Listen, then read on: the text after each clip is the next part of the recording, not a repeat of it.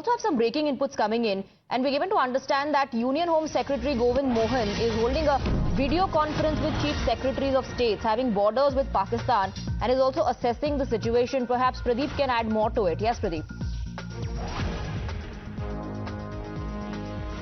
Yes, because the situation so far continues to remain tense. People thought that maybe they will get some kind of a relief from the drones because the moment it was ceasefire was announced from the Pakistan side as well as from Indian side. But Pakistan has not kept its promise. That's one of the reasons that once again there is a loitering ammunition, and we can see the drones also being unleashed from across the border. There are chances that these drones might hit the civilian infrastructure because so far they haven't succeeded in targeting any of our air bases or military installation. So because most of the drones had already been neutralized by the air defense system and those L-70 guns that are available to the Indian Armed Forces. So by holding this video conferencing, the government Chauhan, the Home Secretary, what he is trying to do is that he is trying to tell the Chief Secretary kind of the measure that they have to take in. And already we have seen that they want the civil defense training and everything should continue because they do not want any kind of a break on that. And yes, the priority of the government is because earlier also when there was a meeting with the Prime Minister also at Prime Minister's residence,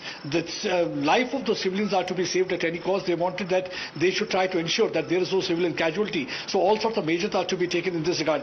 But ever since we have seen that Operation Sindoor has been conducted by Indian Armed Forces, we have seen that what Pakistan is trying to do, they are trying to. The first thing they did was open mouth of their artillery. They started targeting civilian areas. Very first day we saw the 16 people lost their lives. They did not spare even the temple. They did not spare Gurdwara Sahib. They did not spare the church also, because they were trying to widen the fault line because they know the situation on the other side of the border, because there's already a civil unrest. People are coming out on streets. They are protesting against Pakistan Army. Never ever had happened this thing during the last 7 decades, because people so openly coming and speaking out against any of the army general or armed forces in Pakistan, because Pakistan army always dominated scene. So rightly said by Alok Bansal also, because that his credibility was lost. He was trying to stick to the chair. So he thought that maybe with the Kashmir obsession and the India obsession, if we'll just launch any kind of an attack, this will help me to keep the flock together. But people even in the armed forces, they seem to be completely divided, because if we talk about Pakistan Armed Forces, there are a section of generals